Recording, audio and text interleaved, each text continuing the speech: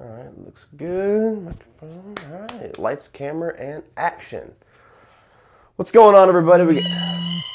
Motherfucker. What's up, man? Cody, listen, I'm doing another ranking video, and I'd really love for you to take part in it. Yeah, man, that's cool. Let's do it. What are you ranking this time? That Friday the 13th one was fun. The Alien franchise. Nice. That's a good one. I ranked that a while ago. Cool, man. Yeah, I'll send it over to you as soon as I get it done. All right, cool. All right, anyway, back to biz. Wait a minute.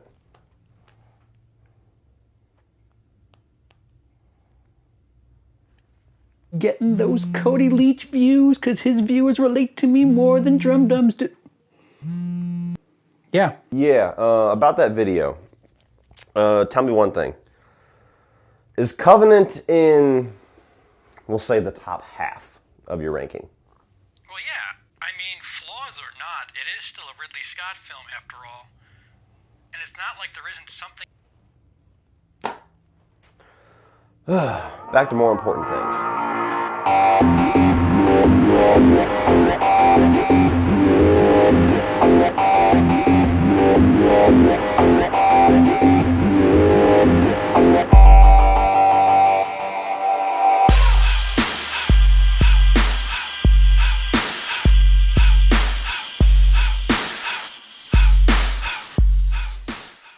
Hello one, hello all, welcome to this CP Ranks video. This is the second official one on this channel. Today we're going to be doing the Alien franchise. After much soul searching, I decided that I'm going to include Alien vs. Predator and Alien vs. Predator R, Requiem, AVPR, whatever the shit that movie's officially called. It's in the list. So there'll be 8 films that I'm ranking, worst being first and favorite being last. In case this is your first time watching a ranking countdown, I have nothing witty to say to segue into number 8. So here it comes. I need to stress that 2 of these movies I've only seen once, and on the bottom of this list is AVPR. Alien vs. Predator Requiem. And I use the term C loosely because, boy, is that a dark film. And I don't mean dark like, you know, a mom eats her kid type dark. It's dark. They forgot to bring some lights on that movie. Not good, just not good for a myriad of reasons. I was kind of excited. AVP wasn't bad, and I was really excited to see that they got What's Her Tits from 24. So there were a couple of reasons to see where they were going to go with this new Alien vs. Predator angle that Fox was so desperately trying to be desperate about. Because God knows their other tent poles weren't really erect, if you know what I'm saying. Number 7. Alien Resurrection. It's unfortunate because you look at the cast of this movie and it's quite inspiring, quite jaw-dropping, the names that are in this movie.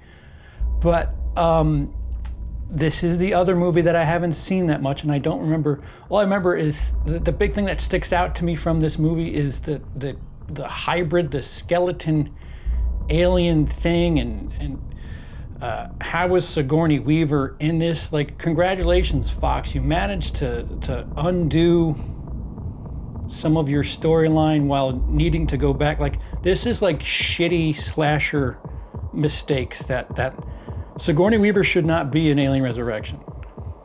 And that's for reasons I guess we'll discuss later.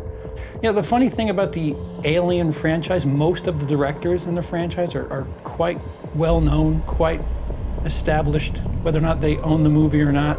We'll get to that again later. But this is just a misfire for me. Some people prefer it to other movies on this list, but there's just too many laughable moments for me, and again, it's a shame because I really wanted to like this with all the people in it. But alas, it's 7. Alien vs. Predator. It's fun. It's an okay time. It's like, if I really don't want to count this, because on its own little, if it were a fan film, it would be really something special. And I guess, considering we're talking about Paul W.S. Anderson, I mean, good work.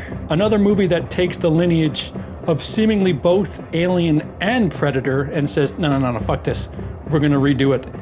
Like, again, this is like shitty slasher stuff here, where you just kind of undo your timeline and then, well, fuck it, we need it to work right now, so this is what we're doing. Yeah, Alien versus Predator as its own little thing is neat, but in the Alien timeline, listen, any movie that has Brian Lomax's very own. Hi, I'm Lance Henriksen. You're watching Brian Lomax's Movie Talk.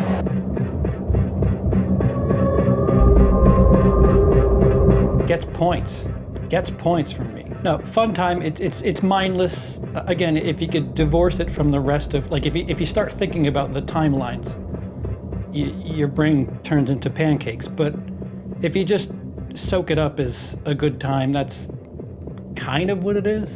It's all right.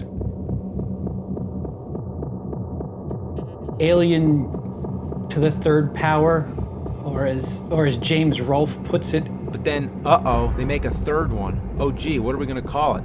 Can't be Aliens. That won't work. Yeah, David Fincher very, very publicly has disowned this movie for reasons that are so strange. That apparently Fox got their hands into this and he didn't like what was happening. You just don't hear that about big studios. It's so bizarre. But alas, even with David Fincher being all pouty, apparently a pouty, unhappy David Fincher makes better movies than 50%, 60% of what we're looking at these days. It's an okay movie. It's an all right time. Pete Postlethwaite's character, I really quite enjoyed him. A unique take. The ending kind of painted people in a corner, but it was okay. It was okay. Like, and it's funny that this is 5. 8 through 5 are movies that are like, I don't know, if you gotta watch them, I guess that's kind of what this is. But literally, this halfway mark is where I go from okay to shit. I'll gladly watch these movies. There's no like gray area. It's 8, 7, 6, 5.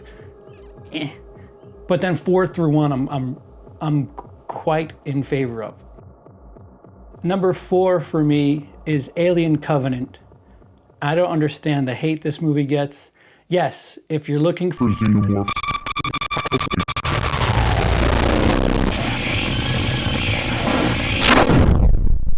There's nothing wrong with your internet signal.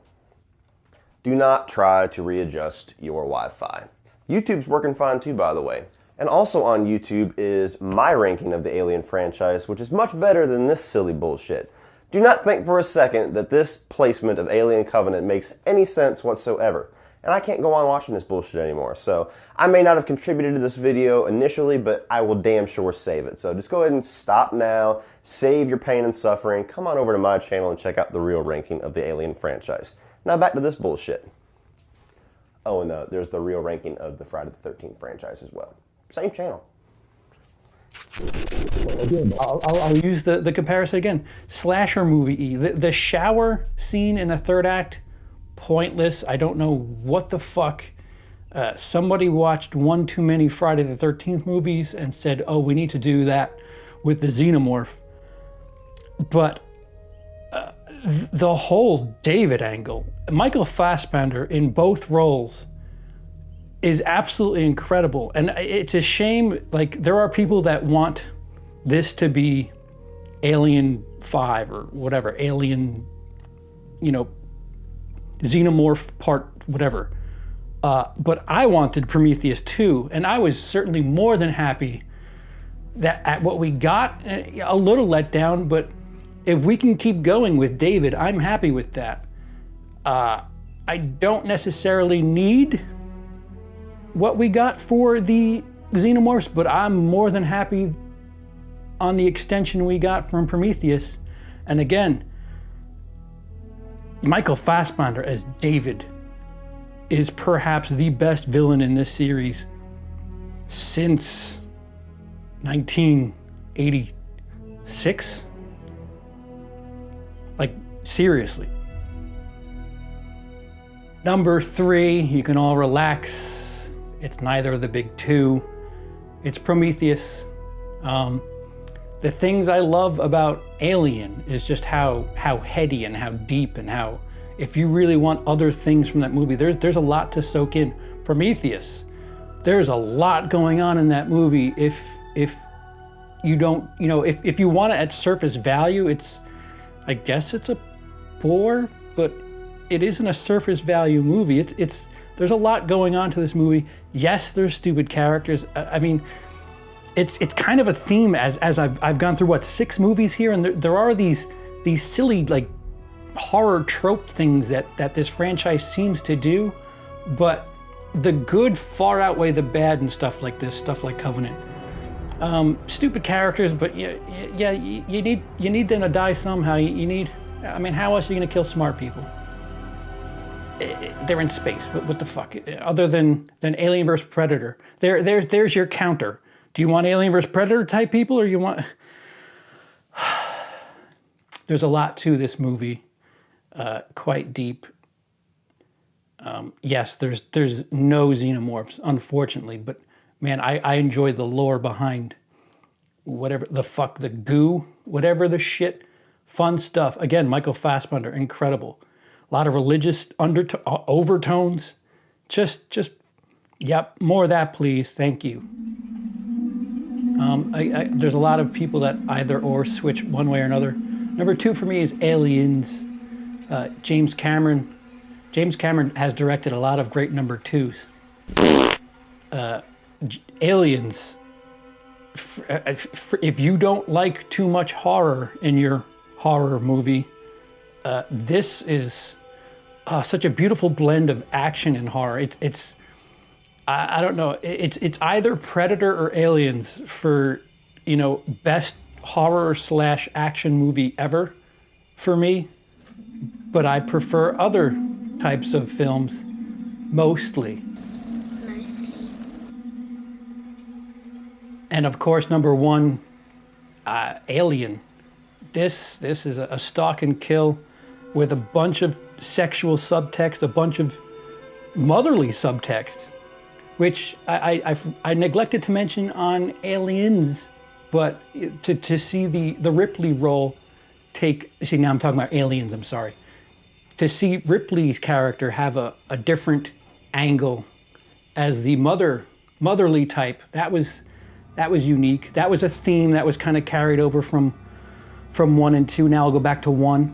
The sexual overtones, undertones, however, if you think he's just choking her with a magazine, God bless. And again, the mother stuff is just great, absolutely great. Guys, that is my list. Let me know down below how this franchise fares for you. This is a bit of a palate wetter for you, as I will be doing a Savage Cinema for the original Alien. That's coming up. I'm working on that. There's a lot to go over in that movie, so it's taking me a bit longer than I expected. So just sit tight, enjoy this while it exists. And again, if you agree, disagree, down below, go ahead, give me your list. That was fun the last time for Friday the 13th. There's a lot of contrasting views there. I'm dying to see what yours are here. If you haven't done so already, please subscribe. If you liked the video, please give it a thumbs up. And have a day.